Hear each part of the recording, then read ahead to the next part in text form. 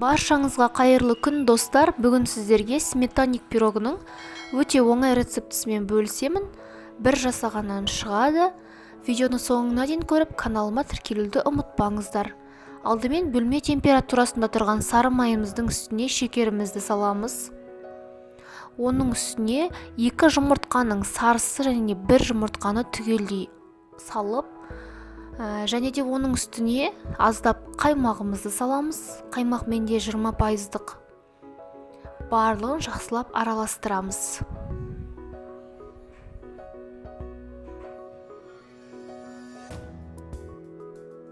Енді ұнымызды електен өткізіп, ситадан болмаса, оның үстіне қопсытқышымызды қосып, жақсылап қамыр илейміз.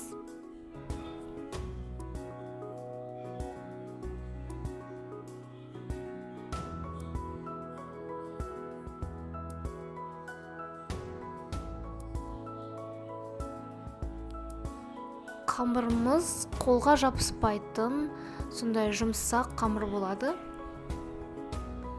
Видеода көрсетілгендей етіп, қамыр илеп, оны салафанға салып, тоңазытқышқа шамамен 30 минут, 40 минут көлеміне салып қоясыздар.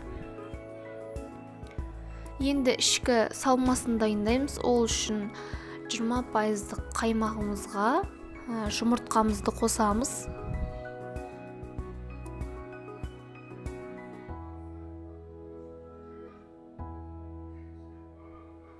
Оның үстіне шекер қосамыз.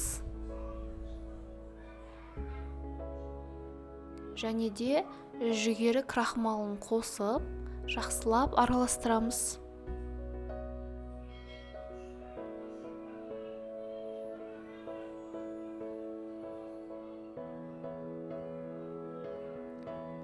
Бізде өте сұйық масса шығады. Міне видеода көрсетілгендей массамыз сұйық.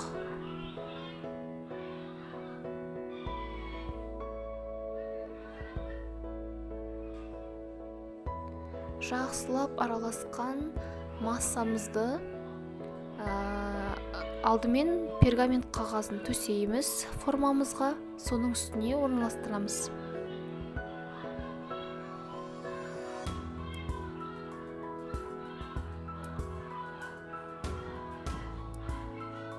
Төменгі бөліктерін жайып алғаннан кейін шетіне бортиктерін шығарамыз.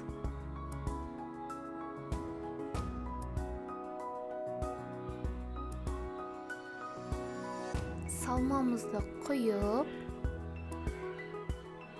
қалауыңыз бойынша бетіне түрлі жидектерді қоссаңыз болады. Болмаса, осылай классикалық үлгіде пісірсеңіз де өз еркіңіз. Пирог 50 минут шамасында 180 градуста пісіп шығады.